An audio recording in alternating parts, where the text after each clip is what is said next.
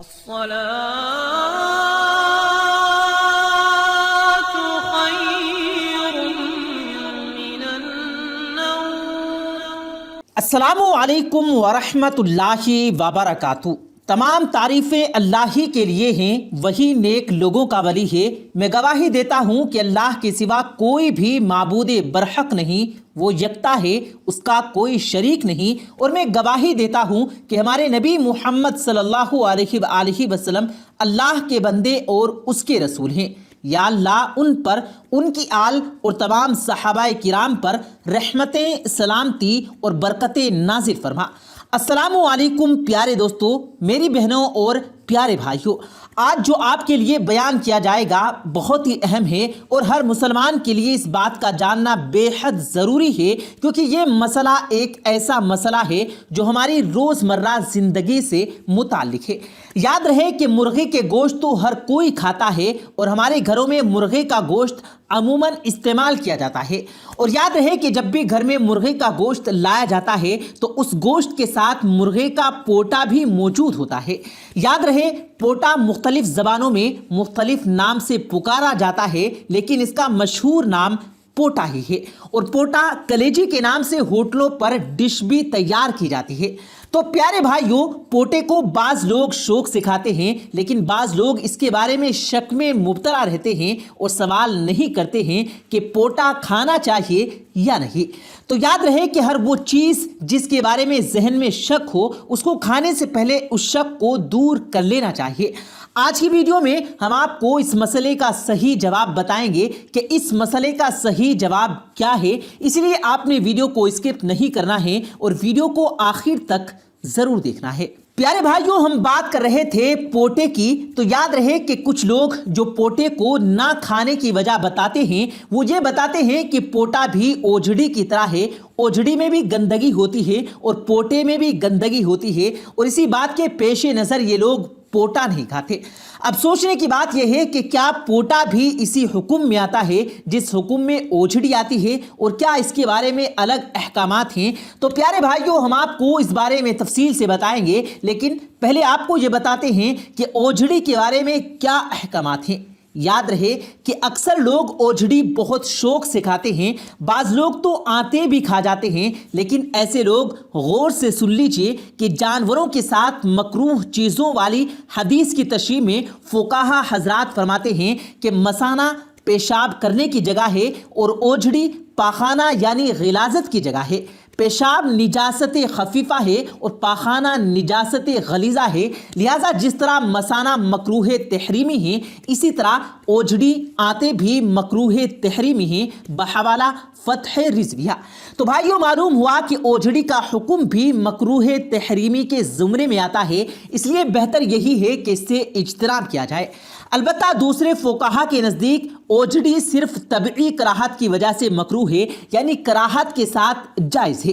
رہی بات یہ کہ مکروہ تحریمی کیا چیز ہے اور اس کا کیا درجہ ہے، تو اس پر بھی ہم بات کریں گے، لیکن پہلے بات کرتے ہیں پوٹے کی۔ تو میری پیاری بہنیں اور میرے پیارے بھائی، غور سے سن لیجئے کہ مرغے کا پوٹا کھانا جائز ہے، اور جہاں تک بات ہے پوٹے میں بھی گندگی ہوتی ہے اور اوجھڑی میں بھی گندگی ہوتی ہے، تو اس کا جواب یہ ہے کہ پوٹے کے اندر ایک جھلی ہوتی ہے جس کو اتار لیا جاتا ہے، جس کی وجہ سے کہا جاتا ہے کہ پوٹا کھانے میں کوئی حرج نہیں۔ اور جہاں تک بات ہے اوجھڑی کی، تو اوجھڑی کے اور نجاست کے درمیان کوئی پردہ یا جھلی نہیں ہوتی، اس لیے اس کو کھانے میں قباحت بتائی گئی ہے اور اس کے کھانے کو مکروہ تحریمی کہا گیا ہے۔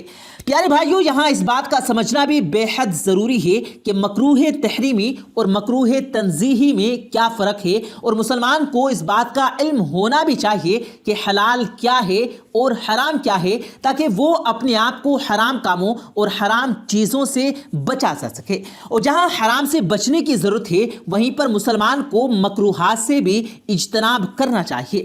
یاد رہے کہ حلال اور حرام چیزوں کے بارے میں قرآن مجید میں وعدے ارشاد باری تعالیٰ ہے، وَيُحِلُّ لَهُمُ الطَّيِّبَاتِ وَيُحَرِّمُ عَلَيْهِمُ الْخَبَائِثَ۔ ترجمہ، وہ رسول ستھری چیزیں ان کے لیے حلال فرما گئے اور گندی چیزیں ان پر حرام کرتے ہیں۔ سورہ اعراف آیت نمبر 157۔ प्यारे दोस्तों, इस आयत का मजमून वाज़ेह है कि अल्लाह के रसूल सल्लल्लाहु अलैहि वसल्लम ने मुसलमानों के लिए पाक चीज़ों का हलाल फरमा दिया और ऐसी चीज़ें जो कि खबाइस में आती हैं उनको हराम करा दिया है, इसलिए कि वो पाकीज़ा और हलाल चीज़ें खाई जाएं और वो चीज़ें जो कि खबीस हैं जिनको हराम कहा गया या फिर मकरूह कहा गया, बहैसियत मुसलमान हमें उन चीज़ों को खाने से परहेज़ करना चाहिए। याद रहे कि जिस मुसलमान के पेट में हराम का एक लुकमा भी चला गया तो उसकी 40 दिन की इबादत कबूल नहीं होती। इसीलिए हर मुसलमान के लिए ज़रूरी है कि वो हर ऐसी चीज़ के बारे में इस्लामी तालीमात की रोशनी में तसल्ली कर ले जिस चीज़ को खाने में उसके दिलो दिमाग में कोई खटका हो। तो याद रहे, कपूरे और ओझड़ी भी ऐसी चीज़ों में शामिल है जिनको खाने में लोग ना सिर्फ कराहियत महसूस करते हैं बल्कि उनके जहन उनको खाने में क्लियर नहीं होते। इसलिए इन शकूक को ख़त्म करने की ज़रूरत है।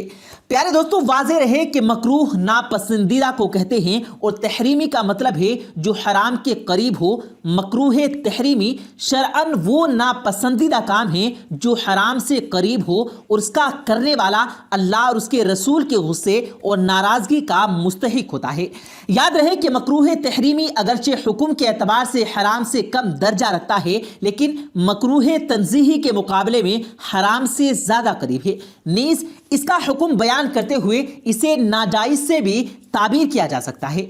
इसलिए चाहिए जो चीज़ें मकरूह तहरीमी के दर्जे में आती हैं उससे इज्तनाब किया जाए। प्यारे भाइयों और प्यारी बहनों, यहाँ आपको उन 7 चीज़ों के बारे में भी बताते हैं जो अगरचे हलाल जानवर में मौजूद होती हैं लेकिन ये मकरूह तहरीमी है। वो 7 चीज़ें ये हैं: नंबर 1 बहता हुआ खून, नंबर 2 गदूद, नंबर 3 मसाना, नंबर 4 पित्ता, नंबर 5 नर की पेशाबगाह, नंबर 6 मादा की पेशाबगाह और नंबर 7 कपूरे। प्यारे दोस्तों, जहाँ तक बात है बहते हुए खून की तो इसका हराम होना तो कुरान मजीद से साबित है और बाकी चीज़ें तबअन खबीस हैं, इसलिए वयुहर्रिमु अलैहिमुल खबाइस की अमूम में ये भी दाखिल है। नीज़ एक हदीस शरीफ में है कि आ हज़रत सल्लल्लाहु अलैहि वसल्लम इन 7 चीज़ों को नापसंद फरमाते थे। प्यारे दोस्तों, याद रहे कि कुरान मजीद की सूरह आराफ आयत नंबर 157 में वाज़े इरशाद बारी ताला है, वो रसूल सुथरी चीज़ें इनके लिए हलाल फरमाते और गंदी चीज़ें उन पर हराम करते हैं। और इस आयत की तफसीर में ये हदीस बयान हुई कि मुजाहिद रज़ियल्लाहु ताला अन्हु से रिवायत है कि नबी करीम सल्लल्लाहु अलैहि वसल्लम ने बकरी के ये अज्जा मकरूह करार दिए हैं: आज़ाए तनासुल, खसिये, पेशाबगाह, गिल्टी, पित्ता, मसाना और खून।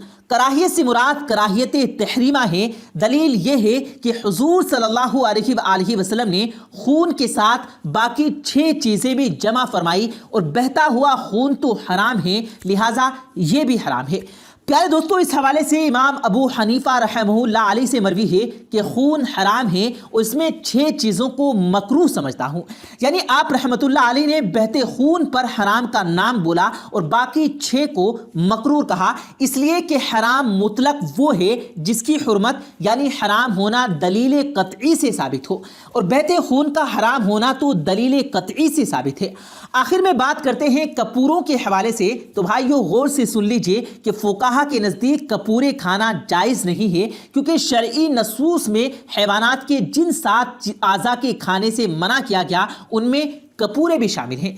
इस मुमानियत को बाज़ अहले इल्म हराम से ताबीर करते हैं और बाज़ तहरीमी से।